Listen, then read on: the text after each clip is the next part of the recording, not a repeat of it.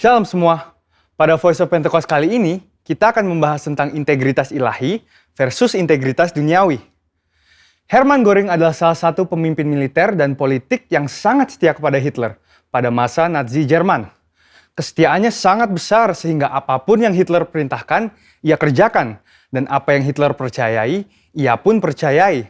Termasuk dalam kebenciannya kepada orang Yahudi. Secara standar dunia, Göring bisa dikatakan berintegritas karena ia buktikan loyalitasnya pada Hitler, termasuk dalam melakukan kekejaman. Namun, apakah itu integritas yang dimaksud juga oleh Allah? Menurut Kamus Besar Bahasa Indonesia, definisi kata integritas adalah mutu, sifat, atau keadaan yang menunjukkan kesatuan yang utuh sehingga memiliki potensi dan kemampuan yang memancarkan kewibawaan. Sedangkan, menurut Oxford Online Dictionaries, integritas adalah kualitas kejujuran dan memiliki prinsip moral yang kuat, keadaan yang utuh, dan tidak terbagi. Tapi bagaimana di mata Allah? Menurut Kamus Teologi Westminster, integritas adalah sebuah istilah teologis untuk menunjukkan kemurnian dan kejujuran sebagaimana manusia diciptakan dalam gambar dan rupa Allah. Dalam kamus tersebut juga dikatakan bahwa dalam konteks etika Kristen, integritas adalah ketaatan dalam prinsip dan karakter moral yang dibentuk oleh hati nurani Kristiani. Beberapa hal yang perlu digarisbawahi dari definisi integritas ini adalah bahwa seseorang dikatakan berintegritas jika gambar dan rupa Allah pulih di dalam hidupnya, dan juga bahwa integritas itu dibentuk oleh hati nurani Kristiani. Hati nurani Kristiani adalah suatu kesadaran moral yang bersumber dari Allah sendiri. Dengan demikian, kita harus terus melekat kepada Allah agar moral ilahi juga tertransfer ke dalam hidup kita. Sebab di luar aku, kamu tidak dapat berbuat apa-apa. Kata gambar sendiri di dalam bahasa Inggris disebut sebagai image, yaitu kata yang berasal dari akar kata bahasa Latin imago, yang berkaitan dengan kata imitate atau tiru. Kata tiru memiliki implikasi menjadi serupa.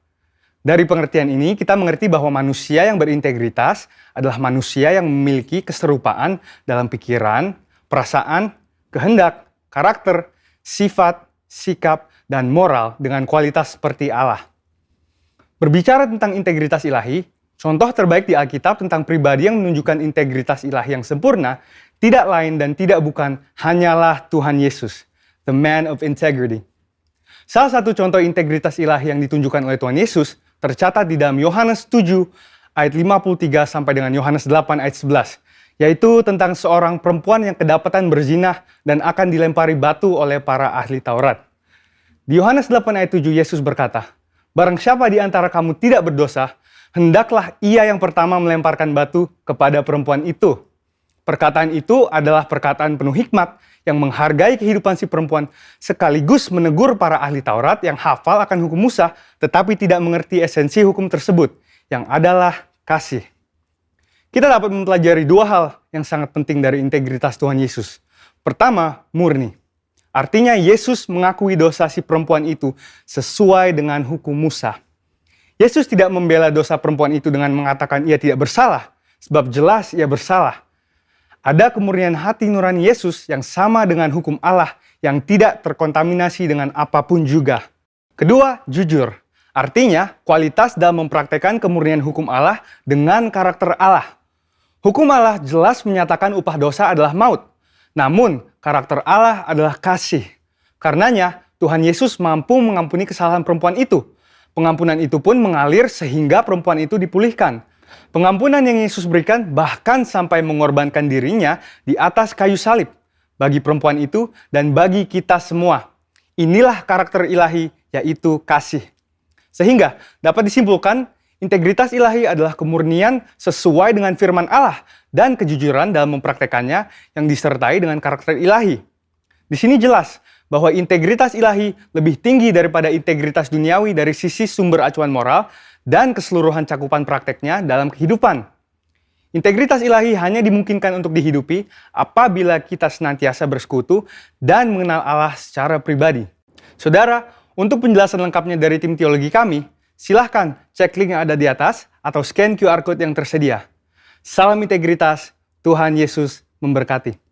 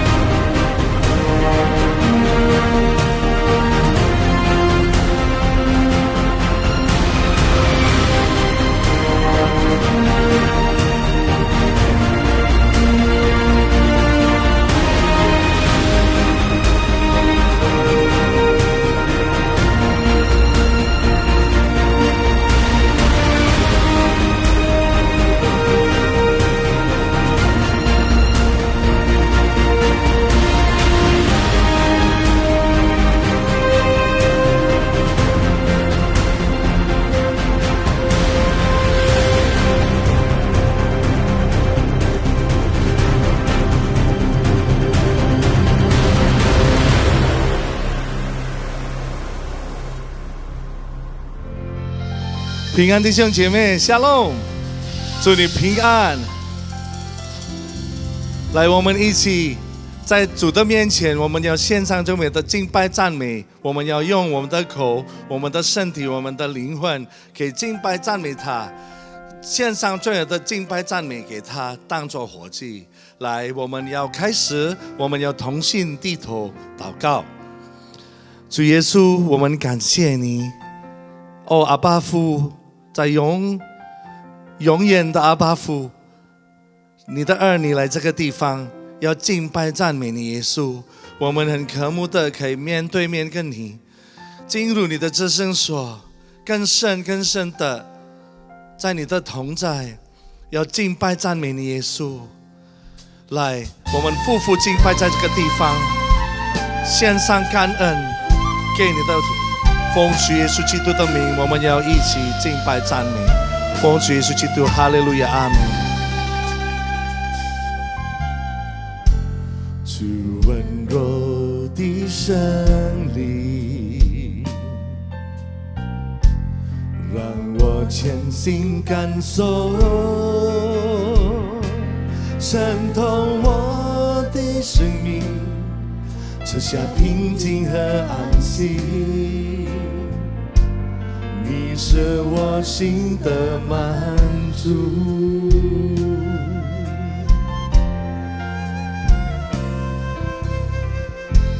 主慈爱的真理，你荣光照向我，包围我的身体，赐下平静和安息，让我感受你的爱，在呼召我这处，我要献上敬拜，无论遭遇何时，依然扬声歌唱，在呼召我这处，我要献上敬拜，无论遭遇何时，依然扬声歌唱。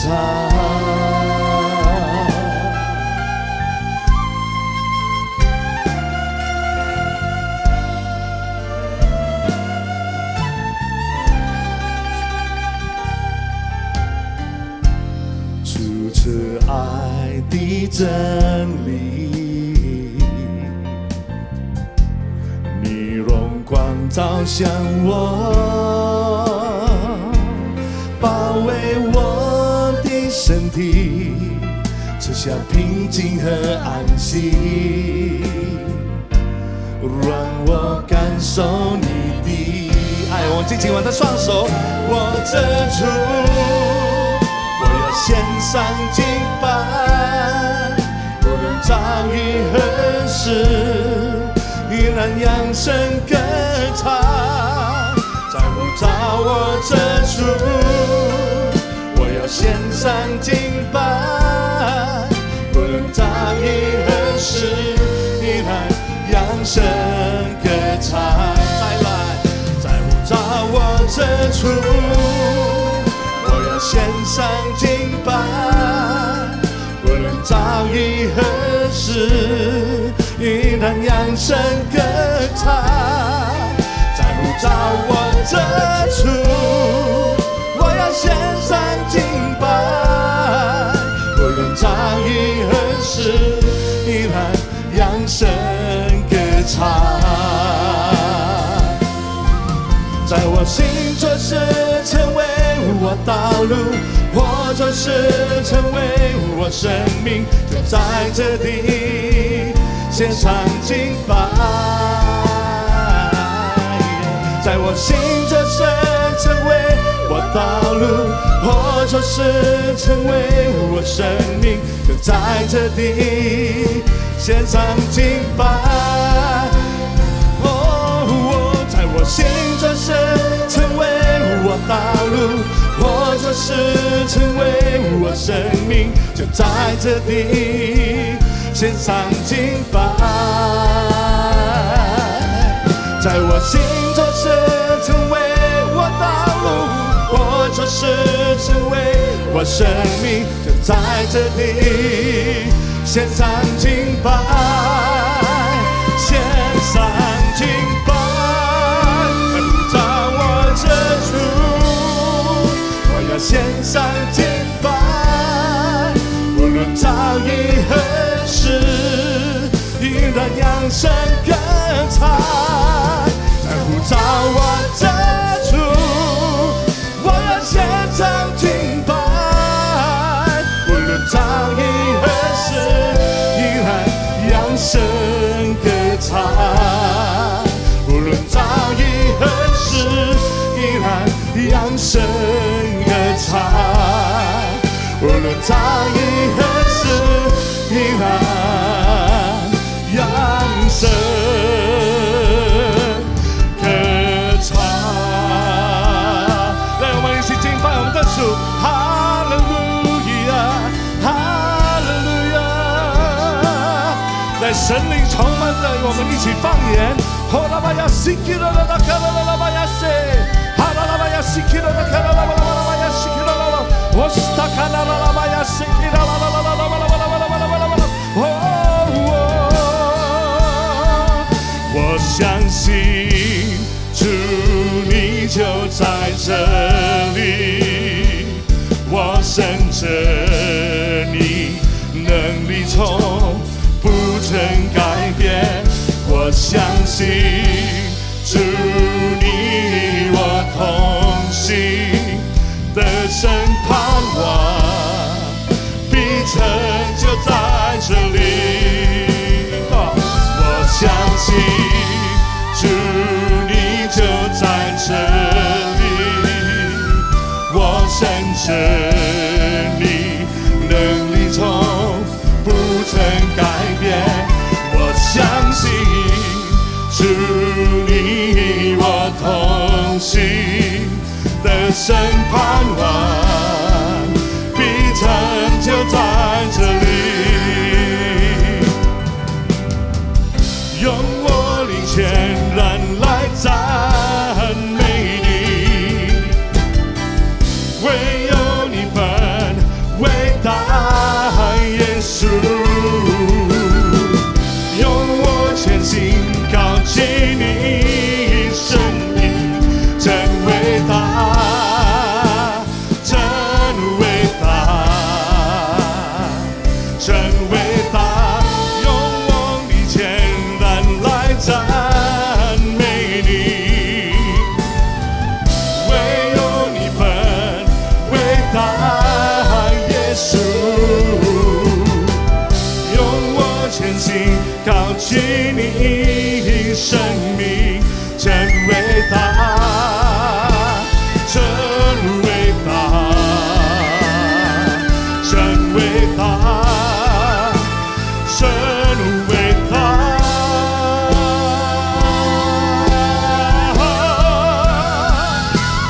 相信主你就在这里，我深着你能力从不曾改变，我相信主你我同行，得胜盼望必成就在这里，全能医治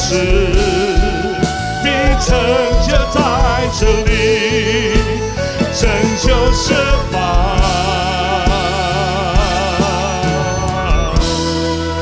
必成就在这里。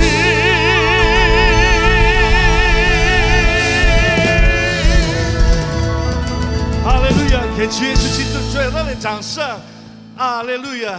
阿门！哈利路亚！拍手！我们相信我们已经被拣选了。哈利路亚！从万民中，我们被拣选，得以成为你的百姓，被你拣选，被分别为圣。将这荣耀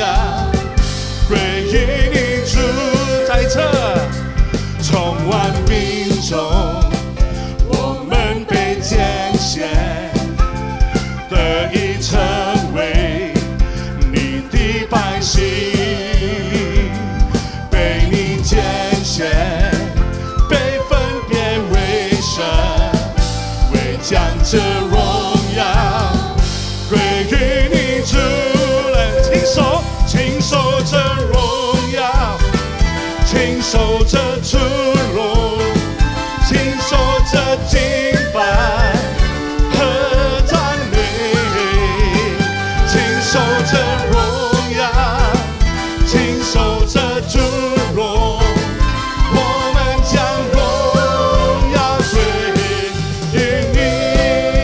来，击拍手，再来。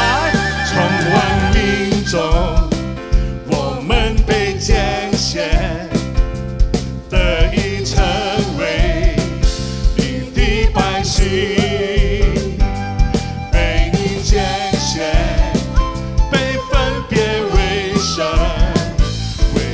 这荣耀归于你主，亲手这荣耀，我们举起我们的双手，亲手这敬拜和赞美，亲手这荣耀，亲手这主荣，我们将荣耀归于你。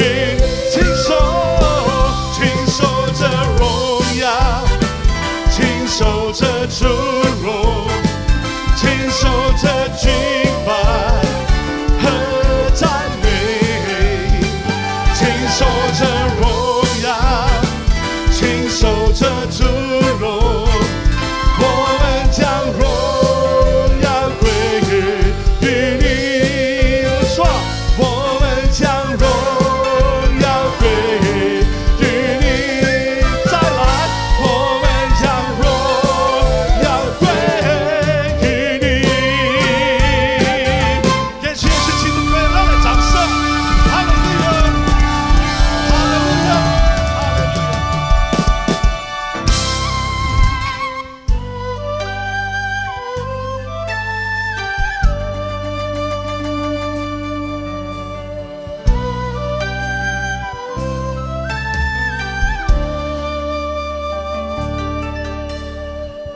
起头看着天，我知道你就在那一边。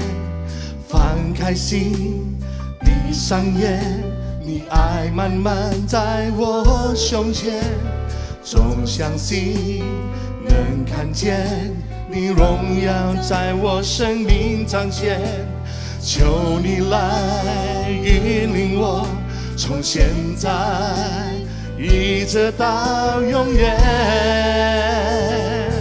我只想要你在我身边，在风雨中赐我勇气，能走向前。不论还会有什么考验，有你就有满足完全。我只想要你在你身边，在你爱里满有能力，满有安慰。不论什么事都不改变，有一生跟随，心甘情愿。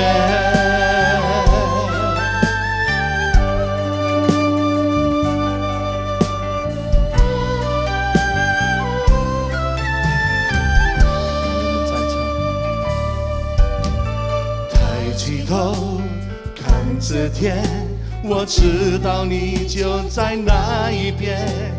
放开心，闭上眼，你爱慢慢在我胸前。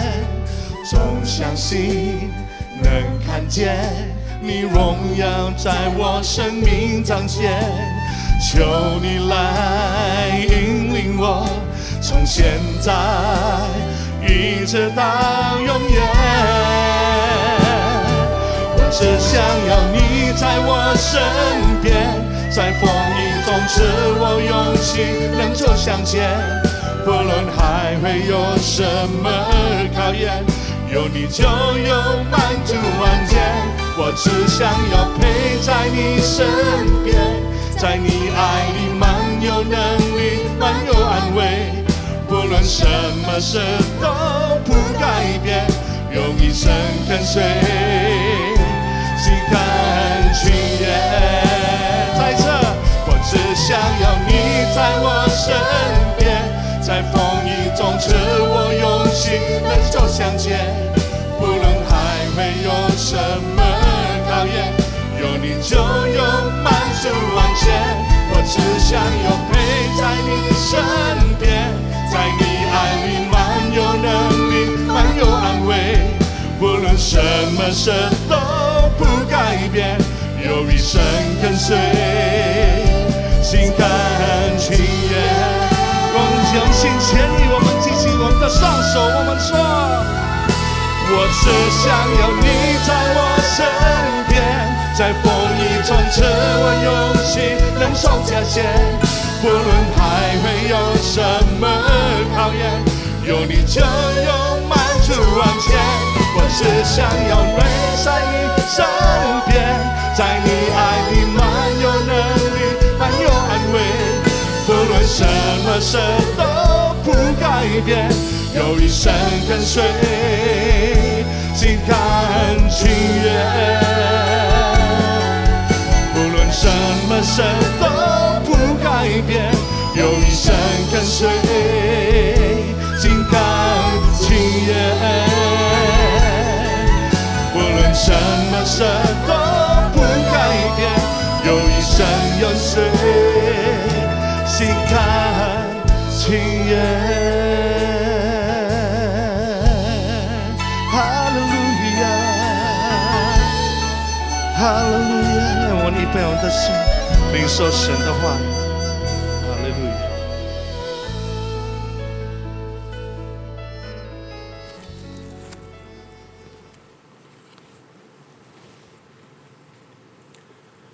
Shalom, 平安。 hari ini kita akan sama-sama belajar firman Tuhan. 今天我们要一起学习神的话语。 Saya Hartono, saya adalah pengerja di salah satu cabang CK7. 我是 Hartono， 我是其中一个童工，在这个tujuh。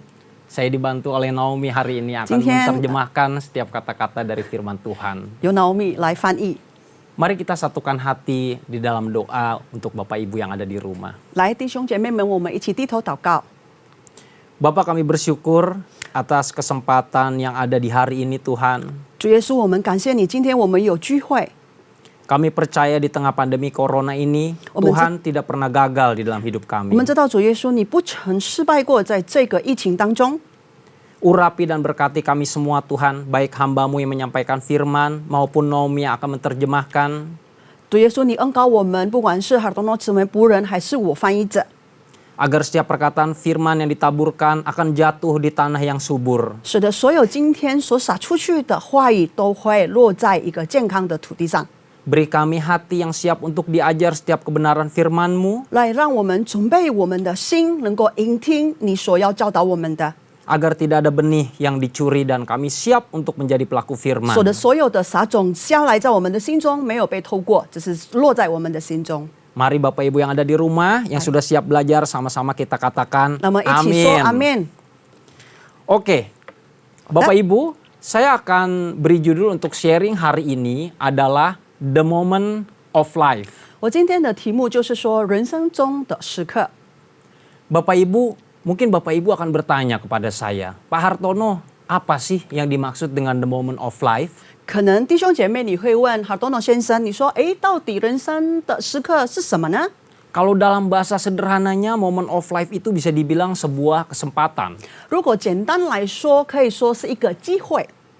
Dalam hidup ini kadang ada momen di mana kita harus membuat sebuah keputusan dan kesempatan itu biasanya tidak datang dua kali Bapak Ibu. 在人生中呢，很多时候我们往往会遇见了机会，那我们当下必须要做决定。这个机会呢，有时候不是来着两次。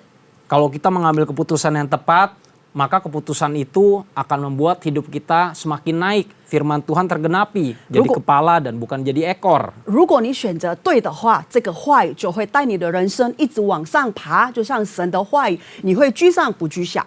Tapi sebaliknya, kalau kita salah membuat keputusan, maka kita akan jatuh ke dalam masalah atau hidup kita akan semakin turun. 但是如果说你做出错误的选择，你的人生中就要毁了。 Hari ini kita mau sama-sama belajar dari kebenaran firman Tuhan dari satu tokoh Alkitab yang bernama Daud. 今天我们要一起学习，在圣经里面有一个大卫，我们要从他的身上学习。 Kalau Bapak Ibu mendengar nama Daud, yang akan terlintas dalam Bapak Ibu mungkin Raja kedua Israel. 那如果说你听到大卫，可能你的想法想说，他是以色列的第二个王。Mungkin juga yang terlintas dalam benak Bapak Ibu adalah seorang gembala. 那或许也是可以说他是一个牧者， Atau mungkin orang yang berkenan di hatinya Tuhan. 或者就是讨神喜悦的一个人。 Yang jelas Daud itu memiliki begitu banyak julukan. 那大卫呢，很多称呼。 Tapi tahukah Bapak Ibu, sebelum Daud menjadi raja kedua Israel, dia memiliki satu momen yang luar biasa dalam hidupnya. 那么晓得吗？你们知道吗？在大卫成为以色列的第二个王的时候，在他的人生中发生了一件事情。 Momen itu adalah saat dia berperang 1 lawan 1 melawan Goliat. 他这个时刻呢，我们叫做大卫反抗歌利亚。 Jadi kurang lebih akan ada 7 poin yang bisa kita pelajari bersama di hari ini. Kita mau mulai satu demi satu. 今天我们大概要讨论有7个大题，我们要一一的来揭下。 Baik, Bapak Ibu yang ada di rumah, Bapak Ibu bisa mengambil Alkitab, Bapak Ibu bisa mengambil Alkitab. Kita sama-sama akan belajar firman Tuhan terambil dari 1 Samuel pasal yang ke-17. OK， 今天不管你在家里的话，你可以打开你的圣经，或者你手机里面的圣经，我们要从撒母耳下上书学习这个大卫。 Judul perikopnya adalah Goliat menantang tentara Israel. 这个题目就做说歌利亚向以色列人的军队骂战。 Saya tidak akan baca ayat demi ayat, saya akan mengambil beberapa ayat yang penting saja, tapi itu sudah mencerminkan apa yang hendak kita bahas di hari ini. 那我不会一一的解释，但是我会挑选到底哪一个对我们今天的题目有帮助的。 1 Samuel 17 ayat 1 sampai 2, saya akan bacakan untuk Bapak Ibu. Orang Filistin mengumpulkan tentaranya untuk berperang. Mereka berkumpul di Soko yang di tanah Yehuda dan berkemah antara Soko dan Azeka di Efes Damim. Ayat 2, Saul dan orang-orang Israel juga berkumpul dan berkemah di lembah Terbantin. Mereka mengatur barisan perangnya berhadapan dengan orang Filistin. 撒母耳记上第17章第1节跟第2节是这么说的：非利士人召集他们的军旅，要征战，聚集在属犹大的郡哥，安营在郡哥和亚西家中间的以弗大格。第二个，扫罗和以色列人也聚集他以拉古安营，把列队伍要与非利士人打仗。 Terima kasih Naomi. Jadi gini Bapak Ibu, cerita daripada ayat Alkitab ini diawali dengan peperangan antara bangsa Israel melawan bangsa Filistin. 所以这个故事开始就是以色列人跟非利士人的战争。 Bangsa Israel dipimpin oleh Raja Saul, raja pertama mereka. 所以在以色列是扫罗在带领的。 Sedangkan bangsa Filistin mengetahui bahwa bangsa Israel adalah bangsa yang sulit dikalahkan karena ada Allah yang luar biasa di belakang mereka. 那非利士人呢，他知道清楚，就是说这个扫罗王是不简单，不会轻易被打败，因为他背后有神的撑腰。 Karena itu bangsa Filistin berpikir bagaimana cara mereka untuk bisa mengalahkan bangsa Israel. 所以呢，非利士人就开始想了，到底我要怎么打败以色列人？ Bapak Ibu tahu apa yang mereka lakukan? Mereka mengutus satu orang tentara yang paling tinggi besar di antara mereka yang bernama Goliat. 那你们晓得吗？他怎么做出策略呢？他派出从他们当中最高最大的歌利亚去做这个战争。 Di 1 Samuel 17 ayat 4 sampai 7 Bapak Ibu bisa melihat seperti apa Goliat itu. 那在第撒母耳记上第17章第4节里面，你可以说到底有多大这个歌利亚？ Tingginya kurang lebih 3,2 meter. Bahkan dia memiliki selengkap senjata perang yang membuat lawan-lawannya bergetar. 他巨高大是3.2米，他可以让他的敌人一看到都抖不暂停。 Dikisahkan dia memiliki senjata tombak yang ujung tombaknya saja Bapak Ibu, ujung tombaknya saja beratnya 7 kilogram. 那你可以知道说，他手上的那一剑，他的前面那个最尖的呢，最重也是7公斤，你可以想象吗？ Lalu dia memiliki perisai yang sedemikian besarnya sampai memerlukan satu orang untuk membawa perisai itu saja. 那他可以护背自己的时候，你可以想象吗？他需要一个人去把这个护背捧在手里。 Goliat tampil mewakili orang Filistin dan Goliat berhadapan dengan bangsa Israel. 那歌利亚呢，就代表非利士人来战胜这个以色列人。 Pada saat dia berhadapan dengan bangsa Israel, dia berkata dengan lantang, "Siapa di antara kalian semua yang berani satu lawan satu melawan aku?" 他说，当他在对着以色列人说，他说：“你们当中谁可以单挑1对1跟我对？ Yang menang akan menjadi tuan daripada yang kalah, dan yang kalah akan menjadi hamba daripada yang menang. 那他说，这个赢的人呢，就会变成主人；那个输的人呢，就必须要成为仆人。 Ini adalah suatu cerminan betapa bangsa ini menyadari betul bahwa Tuhan Allah Israel adalah Tuhan yang luar biasa. 那这边可以清楚的知道说，以色列的王是到底有多伟大呢？ Sehingga mereka mengusulkan pertempuran 1 lawan 1. 使得他们计划单挑1对1。 Ketika Raja Saul, Raja Israel mendengarkan tantangan Goliat, beserta dengan tentaranya, mereka semua menjadi takut karena melihat perawakan Goliat yang sedemikian besarnya. OK， 这个扫罗王呢，当他看到这个歌利亚，很大的时候，身体又高大，他们就怕了。 Pesan firman yang pertama adalah pick your own battle, atau pilihlah peperangan yang bisa Anda menangkan. 第一点，我们要学习就是说，选择你自己的战争。 Seringkali dalam hidup ini kita memilih peperangan, tapi kita tidak bijak dalam memilihnya, Bapak Ibu. 有时候我们自己会做出选择，我们自己的战争，但是缺乏了智慧。 Kadang kita memilih peperangan yang terlalu besar, jauh melewati kapasitas kita. 甚至有时候我们挑的战争会超乎我们的能力太大了。 Kadang kita juga memilih peperangan yang cenderung aman karena kita mau menang tanpa bersusah payah. 甚至我们有时候会选择很简单的，因为我们不想要努力。 Di hari ini, saya mau kita semua sama-sama belajar, pilihlah peperangan di mana kita bisa mengandalkan Tuhan dan memenangkannya. 那今天我要提醒大家，请选出你自己的战争，以及神在当中。 Sangat penting untuk kita bisa melewati masa pandemi ini dengan penuh kemenangan. 我们要可以赢到这个疫情是很重要的。 Pastikan saat Bapak Ibu melewati peperangan di dalam hidup ini, Bapak Ibu menyertakan Tuhan serta pasangan hidup Bapak Ibu dalam setiap keputusan yang diambil oleh Bapak Ibu. 请确保在你的人生中，当你做出一个决定的时候，请包含主以及你的配偶，使得你们是一致的。 Oleh karena itu, pilihlah peperangan yang bisa dimenangkan oleh Bapak Ibu, tentunya dengan penyertaan Tuhan. 所以呢，我要在这边忠告大家，请选择你自己的战争和神在当中。 Oke, kita langsung lanjut ke poin yang kedua ya Bapak Ibu. 那我们看第二点， 1 Samuel 17 ayat 12. Daud adalah anak seorang dari Efrata, dari Betlehem Yehuda yang bernama Isai. Isai mempunyai 8 anak laki-laki. Pada zaman Saul, orang itu telah tua dan lanjut usianya. 撒母耳记上17章第12节里面说，大卫是犹大波黎恒的以法他人耶西的儿子。耶西有8个儿子，当扫罗的时候，耶西已老了。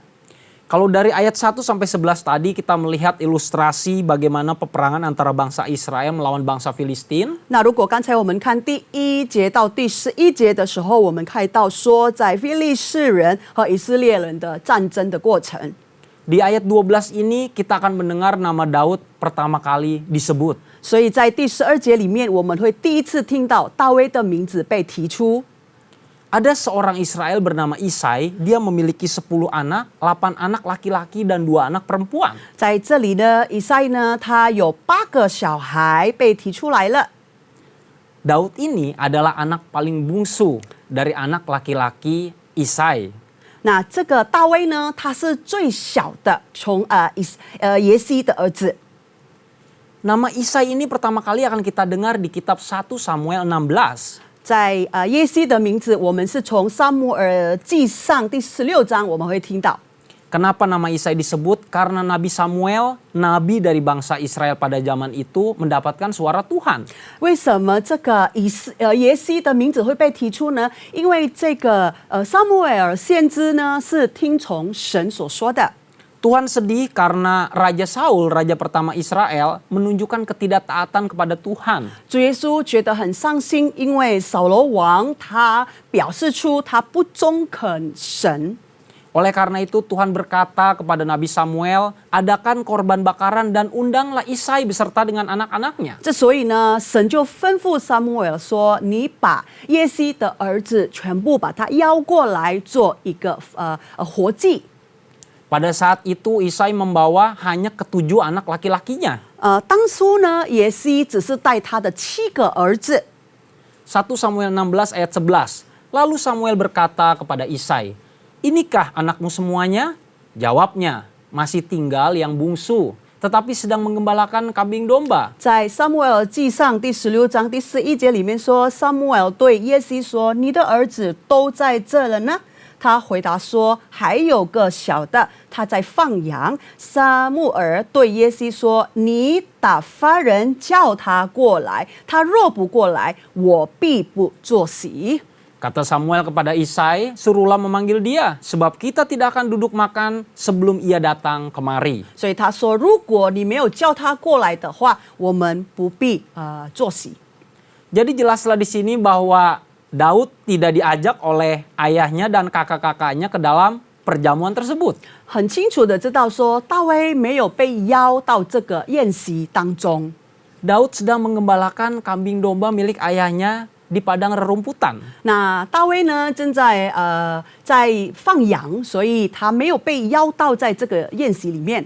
Suatu pekerjaan yang biasanya dilakukan oleh seorang pelayan di dalam sebuah rumah. Tapi karena keluarga ini tidak begitu kaya, mereka mengutus anaknya yang paling kecil untuk mengerjakan pekerjaan ini. 这个工作呢，其实应该是仆人或者下人做的，但是因为这个家庭不富有，所以他们决定了派他最小的小孩子去放羊。 Singkat cerita dari 1 Samuel 16 itu akhirnya Daud datang dan dia diurapi secara profetik oleh Nabi Samuel untuk kelak menjadi raja kedua Israel. 那所以简说来说，大卫到了，那撒母耳先知呢就恩膏他，使得跟他说，你会成为以色列的第2个王。 Sekarang kita kembali ke pertempuran yang ada di kitab 1 Samuel 17 Bapak Ibu. 那我们回到撒母耳记上第17节。 1 Samuel 17 ayat 17. Isai berkata kepada Daud anaknya, 在撒母耳记上第17章第17节，一日耶西对他的儿子说 ambillah untuk kakak-kakakmu berti gandum ini, sefa dan roti yang 10 ini.：“ 他说，你拿一法烘子的麦子， Bawalah cepat-cepat ke perkemahan kepada kakak-kakakmu. 他说和10个饼，要速速的送到营里去，交给你哥哥们。” Daud, anak bungsu yang biasa menggembalakan kambing domba, kali ini menjadi suruhan dari ayahnya untuk membawa makanan bagi ketiga kakaknya yang sedang di medan pertempuran. 那现在呢，大卫通常是放羊而已，但是现在今天他有新的任务，也就是说把一些餐饮送到他哥哥那边去。 Karena ada ketiga kakak Daud yang ikut bertempur, yaitu Eliab, Abinadab, dan juga Shema. 因为他有3个哥哥在战争上面，也是Abinaya 还有 Sema。 Pesan firman yang kedua adalah tentang kesabaran Bapak Ibu. 那第2个我们要提到的就是说耐心。 Bapak Ibu tahukah bahwa Daud itu adalah sebuah produk dari apa yang dinamakan dengan sebuah kesabaran? 那您晓不晓得这个大卫是一个产品，它的产品的特征就是耐心。 Dari sejak masa mudanya Daud sudah terbiasa untuk digembleng dengan menggembalakan kambing domba. 他从小的时候，他已经被磨练惯了在放羊， Itu bukanlah masa penantian, 他不是在等候， tapi itu adalah masa pelatihan. 但是它是一个训练场。 Jadi maksudnya begini Bapak Ibu, 所以换句话说， apapun yang Bapak Ibu kerjakan saat ini, 不管你现在所做的是什么， yang mungkin terlihat bagi orang lain sesuatu hal yang sifatnya remeh, 看起来好像很简单， mungkin perkara kecil, 或许是小事， sesuatu yang tidak dianggap penting oleh orang lain. 可能对别人来说不重要， Saya perkatakan bahwa Bapak Ibu jangan pernah berkecil hati. 我要跟大家说，不要小心眼， Sabar dalam menjalani segala sesuatu dengan penuh tanggung jawab. 只要耐心，还有责任感。 Sebelum Tuhan percayakan pada kita perkara-perkara yang besar, kita harus bisa bertanggung jawab menyelesaikan perkara yang kecil. 主耶稣未交给我们大的事，但是我们必须要从小的事学起。 Jalani semua tanggung jawab itu dengan penuh sukacita, dengan excellent, dan tidak pernah mengeluh. 把这些作为一个完美的、不抱怨以及最完整的。 Seperti di masa pandemi ini, kesabaran sangat diperlukan. 就像现在在这个疫情当中，耐心真的很被需要。 Mungkin ada Bapak Ibu di rumah yang tadinya sebelum masa pandemi sudah siap mau ekspansi usaha. 可能呢，你们在疫情当中，你已经想要扩大你的生意了。 Mungkin juga ada Bapak Ibu yang di rumah yang tadinya sebelum masa pandemi sudah siap untuk dipromosikan Tuhan di tempat pekerjaan. 甚至疫情之前呢，其实老板已经想要把你捧上新的位置。 Sekali lagi ingat, bersabar. 再一次说，忍心。 Waktu Tuhan selalu indah pada waktunya. 主耶稣的时间是最完美的。 Percaya untuk setiap anak Tuhan tidak pernah ada kata-kata lebih cepat atau lebih lambat. 在主耶稣里面，我们不可能有加速或者太慢。 Bersabar Bapak Ibu, itu kata kuncinya. 这个主要的是在耐心。 1 Samuel 17 ayat 26. 撒母耳记上第17章第26节， Siapakah orang Filistin yang tak bersunat ini? 这位受割礼的非利士人是谁呢？ Sampai ia berani mencemoohkan barisan daripada Allah yang hidup. 竟敢向永神的神的军队骂战呢？ Jadi setelah Daud diberikan perintah oleh bapaknya Isai untuk membawa makanan bagi ketiga kakaknya, 那就是在大卫被父亲吩咐他去送饭的时候，给哥哥们。 Daud melihat bahwa bangsa Israel sudah menjalani 40 hari perang melawan bangsa Filistin. 他说：“这个以色列的人呢，已经站上非利士人40天了。 Tapi yang menyedihkan adalah Daud melihat suatu hal. 但是可悲的，大卫发现了一件事。 Tahukah Bapak Ibu bahwa selama 40 hari peperangan itu Goliat terus mencemooh bangsa Israel. 那你晓不晓得，在40天内呢，歌利亚一直在侮辱这个以色列。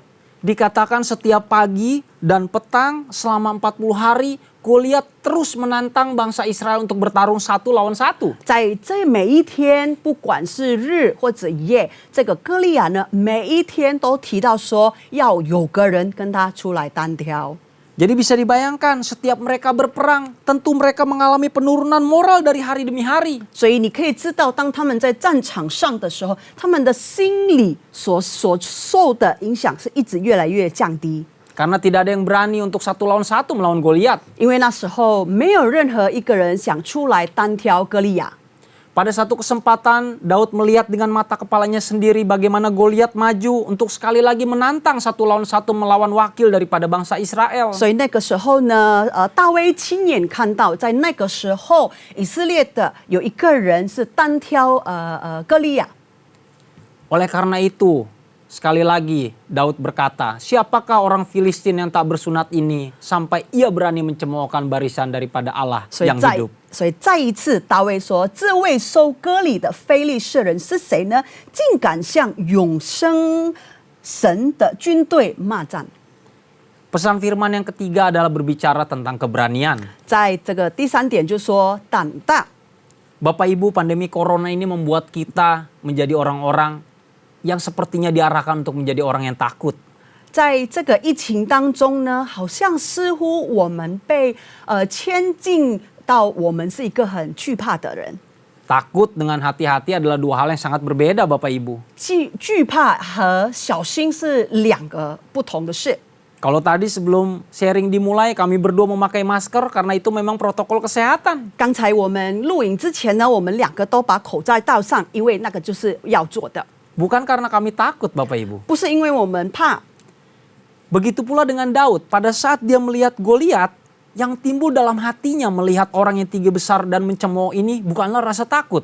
那就跟大卫的状况一样，当他看到这个巨大的一个人，他不觉得说他害怕， Tapi suatu rasa keberanian dan geram karena Goliat menghina Tuhan daripada Allah Israel. 但是他的心中出了一个胆大的一个心态，他觉得说：“你干嘛侮辱我们的神啊？”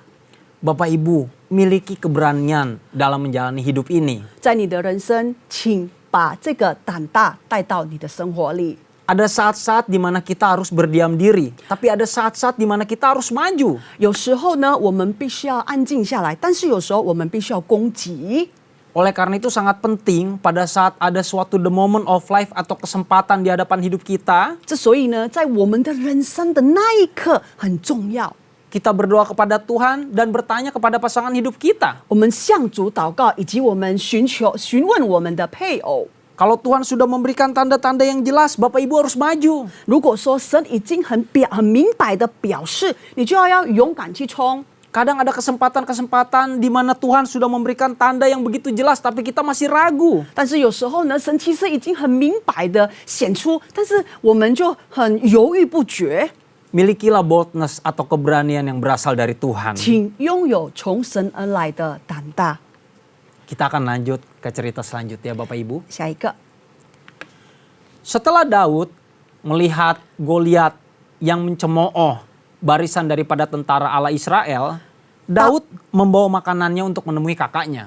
大卫看到这个歌利亚一直在侮辱这个以色列的人的军队，他还是一样照样把饭带给哥哥们， Karena memang sebetulnya itulah tujuan utama dia datang. 因为其实他的目的就是把饭送给哥哥们。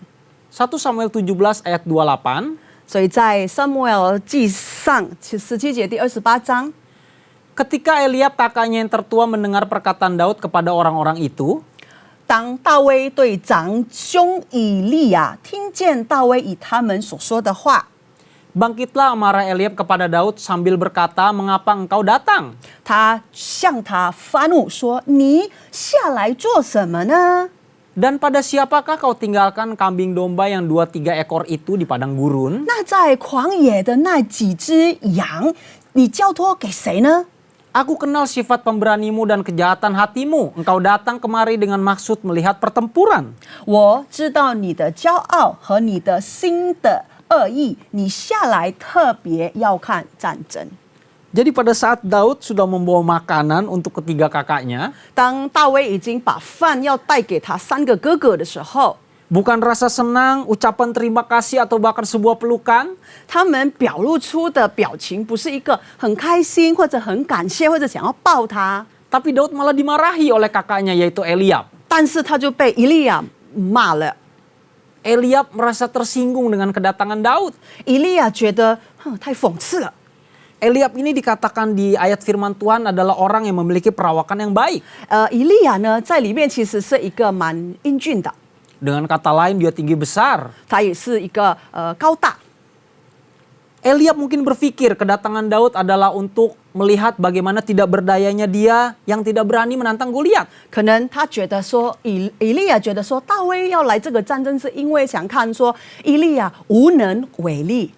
Mungkin juga Eliab berpikir bahwa Daud datang untuk melihat tontonan gratis. 以利亚觉得说，可能大卫是来看免费的场。 Yang pasti di antara semua hal itu Eliab tidak berpikir ada yang baik dari kedatangan seorang Daud. 所以在大卫来的时候，没有一个好处，他会觉得是坏处。 Oleh karena itu pesan yang keempat adalah keep your inner circle small. 所以这个第4点要跟大家分享是你内圈在小范内里。 Maksudnya adalah kita harus menjaga lingkungan pergaulan kita Bapak Ibu. 这边就是说，我们必须要保持我们的小范围。 Tentu ada firman Tuhan yang berkata lingkungan yang buruk bisa merusak kebiasaan yang baik. 在有一段话说，当这个不好的环境会毁了好的事。 Kalau Bapak Ibu bergaul dengan orang yang salah, Bapak Ibu bisa menjauh dari Tuhan. 那如果说你跟一些不爱主的人交朋友，你当然会远离神， Bahkan bisa menjauh dari pasangan Bapak Ibu dan juga anak-anak Bapak Ibu. 甚至可能你会远离你的配偶以及你的小孩们。 Karena lingkungan yang salah adalah lingkungan yang bisa menyita waktu kita. 因为错误的环境会浪费我们的时间。 Lingkungan pergaulan yang salah bisa memberikan perkataan yang melemahkan di saat kita membutuhkan kekuatan. 错误的环境会打败你心里所想要激发出的一个能量。 Sebagai anak Tuhan, prioritas hidup kita ada 4, Bapak Ibu. 成为神的儿女，我们必须要有4个重点，我们必须要摆在前面。 Yang pertama adalah Tuhan. 第一，神； Yang kedua adalah keluarga. 第二，家庭； Yang ketiga adalah pekerjaan. 第三，工作； Yang keempat adalah pelayanan. 第四，服饰。 Saya memutuskan pelayanan untuk DCK 7. 我决定在JK 7服饰。 Dan saya percaya hal di luar 4 itu bukanlah hal yang penting. 我知道除了那个4个之外，其他都不重要。 Seperti hobi atau olahraga, ya sifatnya memang penting sih, tapi nggak sepenting yang 4 itu, Bapak Ibu. 像譬如说爱好或者运动，没错，应该是重要，但是不比那个事件还有更重要。 Oleh karena itu sangat penting bagi kita untuk menjaga lingkaran pergaulan kita tetap minimal. 之所以呢，我们必须要保持我们内圈在小范围内里。 Di tempat kami ada komunitas yang bernama Cool atau Community of Love. 在我们的区域，我们有一个小组， Karena situasi pandemi, kami untuk saat ini hanya bisa cool via Zoom. 因为这个疫情的状况，所以我们只能用那个 Zoom 来进行小组。 Tapi dengan bertemu teman-teman yang positif, di lingkungan yang positif, 但是因为这些都是正能量的人聚在一起， maka kita akan terbiasa untuk men-sharingkan firman Tuhan 所以我们会不知不觉会说神的道。 dan mendapatkan kekuatan di saat kita lemah. 当我们软弱的时候，会得到刚强。 Kita lanjut ke ayat selanjutnya, Bapak Ibu. 我们继续， Lalu Daud menemui Raja Saul. 所以大卫就去见那个扫罗王。 Pada saat Daud menemui Raja Saul, 当大卫去见扫罗王的时候， Raja Saul berkata kepada Daud, 扫罗王对大卫说 orang yang akan kau hadapi ini adalah orang yang sudah terbiasa berperang dari sejak seumur engkau.：“ 这个人呢，是从你那么小的时候，他都已经开始战争了。 Tapi dengan tegas Daud menjawab bahwa ”很肯定的，大卫回答说 hambamu ini biasa menggembalakan kambing domba milik ayah.：“ 这个你的仆人呐、通常都是放我父亲的羊。 Pada saat ada binatang buas, hambamu ini menolong kambing domba ini dari sergapan binatang buas. 所以当有野狼过来的时候，我是拯救这个羊的人呢。 Akhirnya Daud mendapatkan restu daripada Raja Saul. 这到最后呢，扫罗就祝福大卫。 1 Samuel 17 ayat 38. 所以在撒母耳记上第17章第37节说， Lalu Saul mengenakan baju perangnya kepada Daud. 扫罗就把自己的战衣给大卫穿上， Ditaruhnya ketopong tembaga di kepalanya dan dikenakannya baju zirah kepadanya. 将铜盔给他戴上，又给他穿上铠甲。 1 Samuel 17 ayat 39. 撒母耳说第17章第39节， Lalu Daud mengikatkan pedangnya di luar baju perangnya. 所以大卫把刀挎在战衣外， Kemudian ia berikhtiar berjalan sebab belum pernah dicobanya. 试试看他能不能走。 Maka berkatalah Daud kepada Saul, aku tidak dapat berjalan dengan memakai ini sebab belum pernah aku mencobanya. 因为他没有穿过这样子的衣服，他对扫罗说：“我不能走。 Kemudian ia meninggalkannya. ”所以他就把它脱掉了。 Pesan yang kelima adalah originality, Bapak Ibu. 那第5点就是说独创性。 Pada saat Saul melihat keberanian Daud untuk melawan Goliat, 当扫罗王看到大卫有很大胆的想要对这个歌利亚， dengan maksud baiknya Raja Saul memakaikan selengkap senjata perangnya kepada Daud. 所以他用好意把所有的战衣靠上在大卫身上。 Tapi Daud tahu dia tidak terbiasa memakai hal ini. 但是大卫清楚知道说他不习惯。 Ini bicara tentang ke-originality atau keorisinilan, Bapak Ibu. 这个课讲到说独创性。 Bapak Ibu tahukah setiap kita diciptakan berbeda, unik adanya dari Nah, Tuhan kita, Yesus 你 Kristus. 知道吗？每一个人，每一个我们是很独特的，在神的面前。 Karunia dan talenta saya tentu berbeda dengan Naomi. 我的那个大能还有Naomi的是不一样的， Fisik saya juga berbeda dengan Naomi maupun orang-orang yang ada di tempat ini. 我的体质呢跟Naomi还有跟其他人都是不一样的。 Oleh karena itu Tuhan ingin kita mensyukuri diri kita apa adanya dengan karunia dan talenta kita. 所以神要我们感谢主，不管你现在有什么样的。 Dari originalitas kita itulah kita bisa memaksimalkan talenta yang dari Tuhan untuk meraih jiwa-jiwa di era Pentakosta yang ketiga. 所以透过我们的独创性，我们可以在第3次的五旬节，可以去捞回大大的属灵。maupun berprestasi di pekerjaan maupun bisnis di mana Tuhan telah tempatkan Bapak Ibu untuk berjuang. 甚至在于你的工作岗位，甚至在你的生意岗位，你都可以优加。 Akhirnya tibalah peperangan antara Daud melawan Goliat, Bapak 到 Ibu. 最后呢，这个歌利亚就要去面对大卫。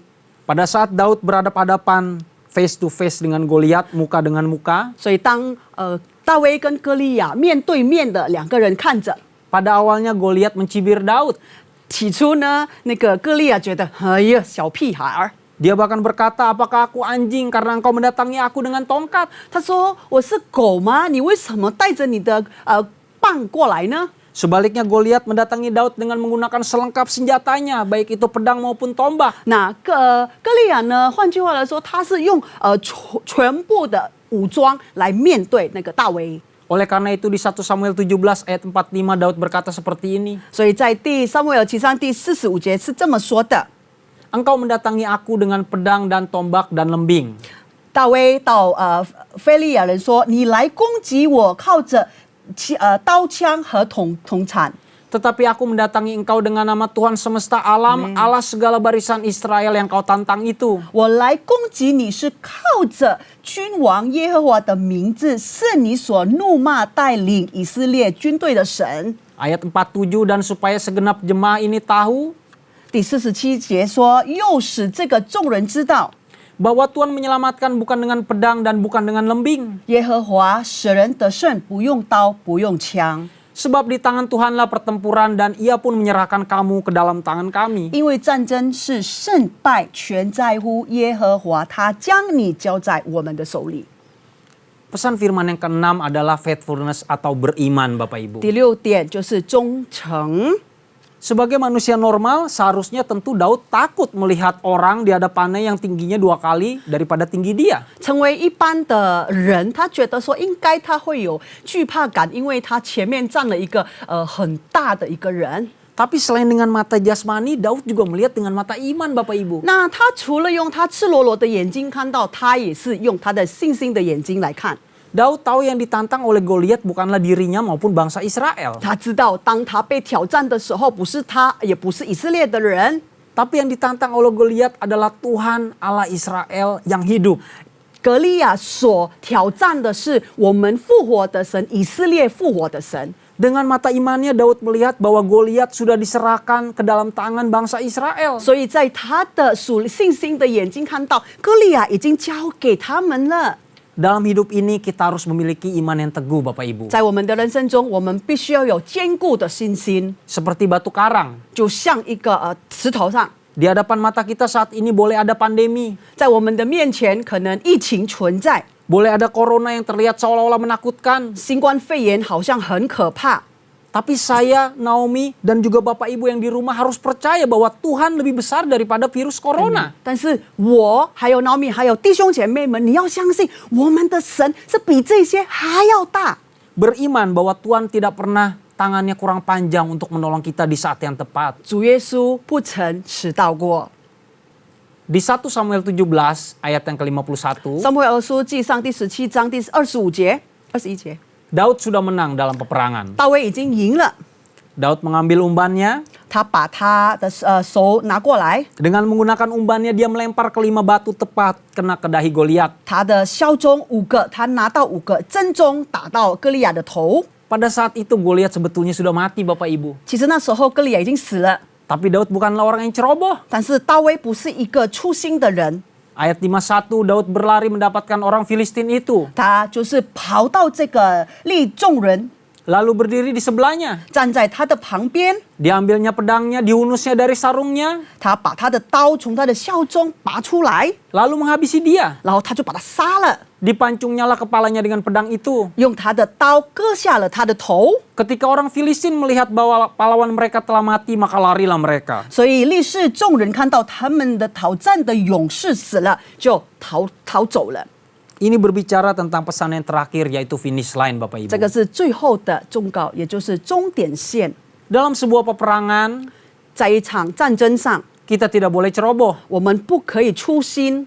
Pada saat Daud sudah membunuh Goliat 当大卫已经杀死了歌利亚， dengan menggunakan umban dan melempar 5 batu tepat kena dahi Goliat, 用他的5个石头可以直接打到他的额头， dia tetap ingin memastikan kemenangan dengan memotong leher Goliat. 但是他还是要确保他死了，用怎么样的表明呢？是杀了，用他的头拿到他的头。 Selain sebagai simbol kemenangan di mana dia memegang kepala Goliat, 这个不只是代表他的胜利，当他拿他的头起来的时候， Daud juga ingin mengajarkan pada kita bahwa dalam hidup ini kita harus memastikan diri kita finish excellent. 大卫也是交代我们，在我们的人生中，我们必须要有终点线。 Hidup ini seperti sebuah maraton Bapak 我 Ibu. 们的人生呢，好像一场跑步， Bukan tentang siapa yang paling cepat mencapai garis finish, 也不讨论说谁会跑得最快， tapi tentang siapa yang bisa bertahan sampai akhir memelihara imannya, 也就是说，讨论到谁能够到终点还仍然有信心， berjalan bersama dengan Tuhan untuk menggenapi rencana Tuhan. 能够把神的旨意能够完整的做完。 Jadi Bapak Ibu, firman hari ini mengajarkan kita, 所以今天弟兄姐妹们，话语教导我们， apapun talenta yang Bapak Ibu miliki di rumah, 不管现在在家里你是有什么的技能， pergunakan talenta itu di marketplace dengan baik. 把你这个技能好好的表现在社会上， Pergunakan talenta itu untuk meraih jiwa-jiwa di era Pentakosta yang ketiga. 把这个技能呢好好的用在第3个五旬节的时代。 Saya mau summary ulang sebelum kita tutup dalam doa. 我祷告之前，我要做一个终点。 The message yang pertama adalah pick your own battle. 这个信心，第一个是选择你自己的战争， Pilihlah peperangan yang Bapak Ibu bisa menangkan dengan penyertaan Tuhan. 透过神的保佑，你能够战胜你的战争。 Yang kedua, patience itu berbicara tentang kesabaran dalam menjalani peperangan. 第二个耐心，就是当你在面临这个战争的时候，你要耐心的等候。 Bapak Ibu juga harus memiliki keberanian pada saat menghadapi peperangan. Jangan pernah takut karena ada Tuhan yang bersama Bapak Ibu. 所以当你在面临这个战争的时候，你必须要有胆大，因为你知道什么吗？神与我们同在。 Ingat, di pesan yang keempat, Bapak Ibu juga memiliki komunitas rohani yang senantiasa bisa menguatkan saat Bapak Ibu lemah. 也就是记得保持你内圈的小范围里面，就是我们的小组，小组会让我们刚强。 Oleh karena itu hati-hati dalam memilih lingkungan pergaulan atau teman. 所以要小心翼翼的选择我们的小范围。 Pesan yang kelima, sadari bahwa diri kita diciptakan unik apa adanya dengan talenta kita. 第5点，我们要清楚知道说，我们每一个人是被独创出的性，因为神是奇妙的。 Dengan begitu kita akan bisa beriman 因为这样子，我们就有信心， dan mencapai garis finish 使得 untuk 我们的 menggenapi rencana Tuhan. 忠诚可以带我们到终点线，来 Mari kita 完成 satukan 神的旨意。我们一起祷告。 Mari kita satukan hati dalam doa. 来，我们一起祷告。 Bapak terima kasih atas hari yang indah ini Tuhan. 感谢你，主耶稣，今天那么完美的一天。 Hamba-Mu berdoa untuk setiap Bapak Ibu yang ada di rumah. 今天我们为了在家里的弟兄姐妹们祷告， Pasti ada maksud Tuhan kenapa firman ini disampaikan. 一定有你的旨意。为什么今天的话语是这么说的？ Mungkin ada Bapak Ibu yang saat ini di rumah sedang berperang. 或许在家中，弟兄姐妹有的在面临战争， Mungkin kesehatannya sedang kurang baik. 或许他的健康不佳， Mungkin sedang galau dalam pekerjaan maupun ekspansi bisnis. 或是他的扩大的生意，或者他所做的生意是正在处在灰色地带。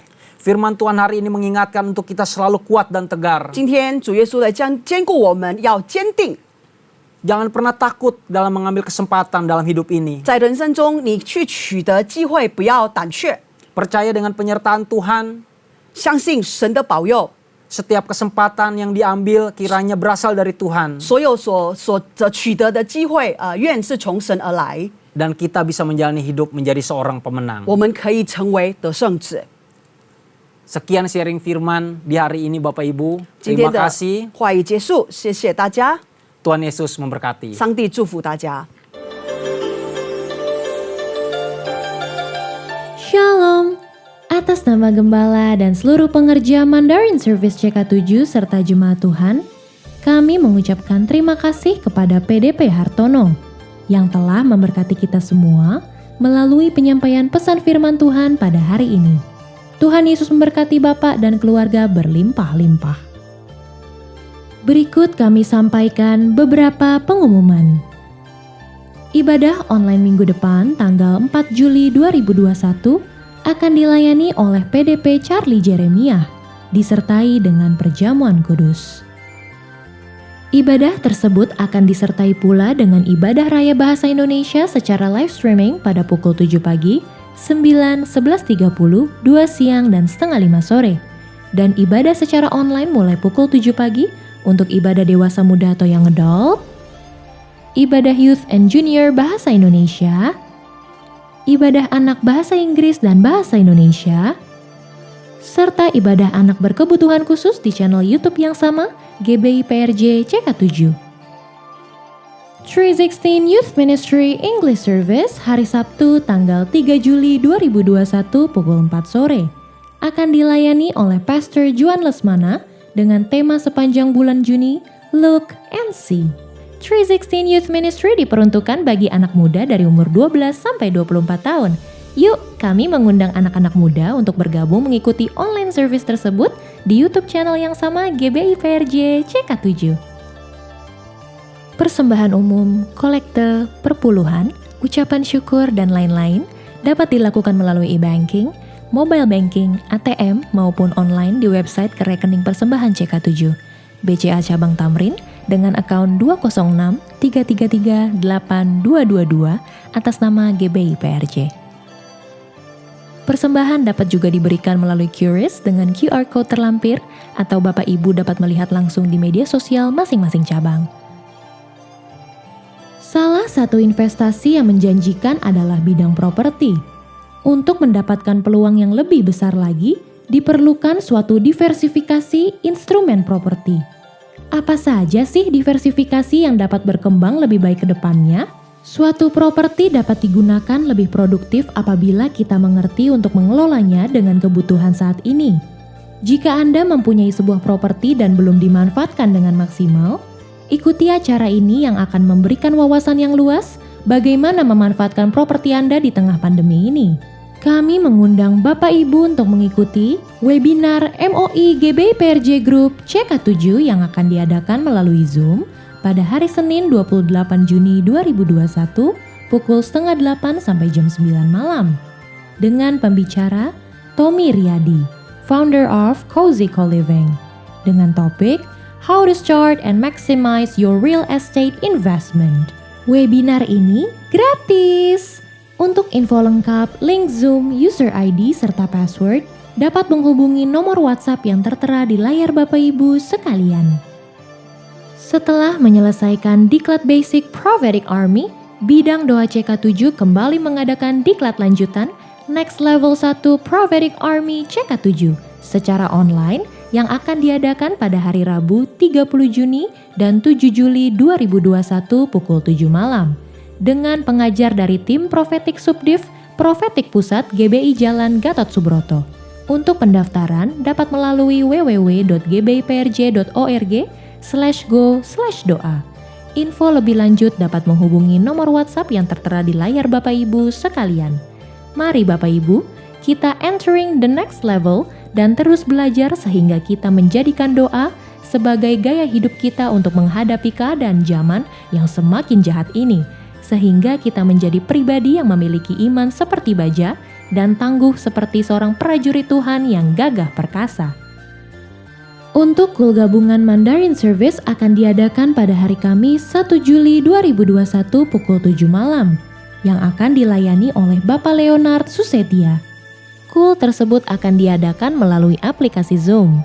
Untuk info link, ID, serta password Zoom dapat menghubungi nomor WhatsApp 0812 1286 4902.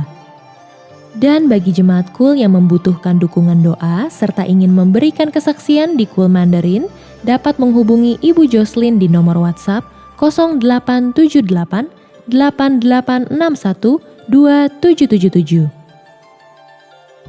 Unit pengajaran CK7 akan kembali mengadakan CK7 Virtual Graduation untuk murid Kom 100, 200, 300, serta Kom 100 Junior yang akan diikuti oleh 356 wisudawan-wisudawati yang telah selesai mengikuti pendidikan Kom secara online.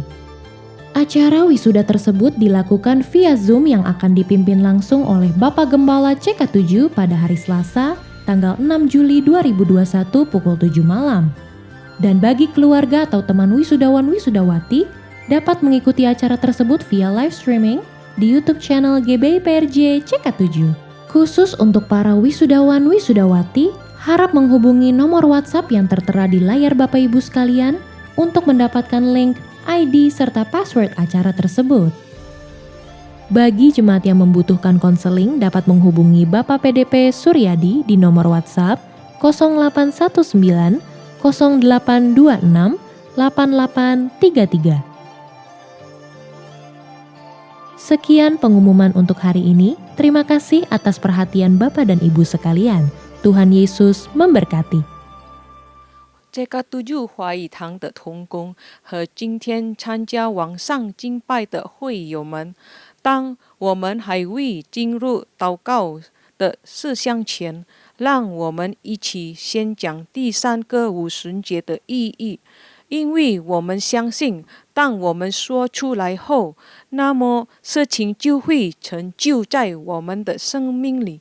圣经这么说，哥林多后书第4章13节，但我们既有信心，诚如经上记着说，我因信，所以如此说话。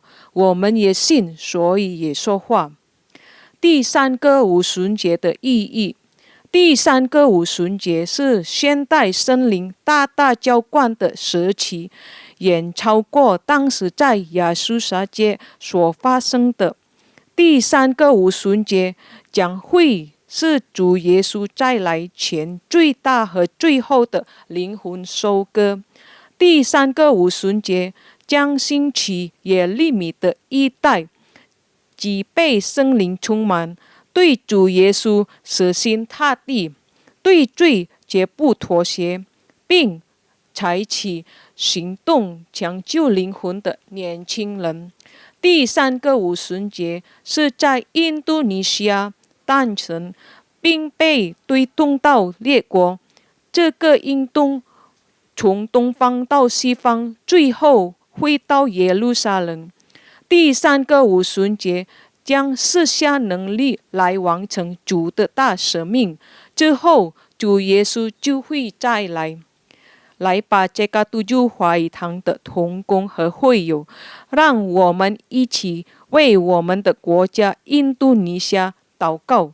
圣经这么说，历代志下第7章14节，这城为我名下的子民，若是祭杯祷告，寻求我的面，传离他们的恶行，我必从天上垂听，方免他们的罪，医治他们的地。天父，求你饶恕我们，方免我们的国家阿主。但愿你从一切的瘟疫、新冠病毒和灾害恢复我们的国家，让每个向上帝呼求的人得这成就。我们祷告，让全体JK7华语堂的同工和会友都能脱离新冠病毒和全球新经济危机的影响。奉主耶稣基督的名，我们也要奉耶稣的名，对新冠病毒和全球经济危机说：住了吧，静了吧。我们要为Jokowi总统和Maruf Amin副总统祷告，求你赐给他们智慧，为了印尼国家所采取的每一项决定都是按照上帝的旨意。我们也为治疗新冠肺炎的医护团队祷告，愿上帝羔羊的血能保护他们，遮盖他们和他们的家人。上帝赐给他们健康。今天我们要感谢他的仆人，蛮有能力来传讲上帝的道。求你大大的祝福你的仆人，阿们。我们也要为我们的总主任杨东宝牧师祷告，求上帝祝福他的健康，他的家人，使他的牧养升空，使他持续被使用，成为第35旬节的使者来完成主耶稣基督的大使命。我们也为我们的这个督主牧师长许愿者医生牧师祷告，求上帝祝福他的健康并家人，愿他的妻子 Olivia、孩子、媳妇和孙儿们都蒙福。上帝成为他仆人和家人的盾牌和帮助。上帝也赐福你仆人在这个督主的牧养升空，使我们所有在这个督主的子民配得在上帝的面前。我们也为伯特利教会、神的教会、Oral Roberts 大学世界福音联盟祷告，愿上帝使用他们赢得更多的灵魂，也为在这个督主兴起耶利米一代祷告，求上帝大大使用他们。我们也为每一位同工和在今天这个督主参加网上敬拜的会友们祷告。我们为有病的祷告，上帝已医治他们，但重担的求上帝赐给他们安息。需要答案的，上帝已经应允他们。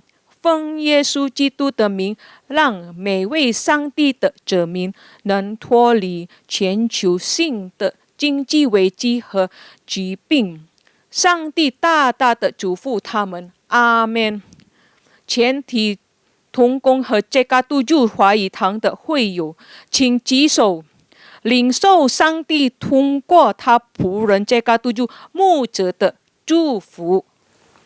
Terimalah berkat yang berlimpah-limpah dari Allah Bapa, kasih karunia di dalam anaknya yang tunggal, Yesus Kristus, persekutuan yang manis dengan Roh Kudus menyertai kita mulai saat ini sampai Tuhan Yesus datang untuk kedua kalinya, menjemput kita di awan-awan yang permai, bahkan untuk selama-lamanya.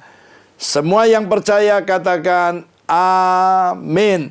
Tuhan memberkati dan Tuhan melindungi Anda semua dari serangan pandemik COVID-19.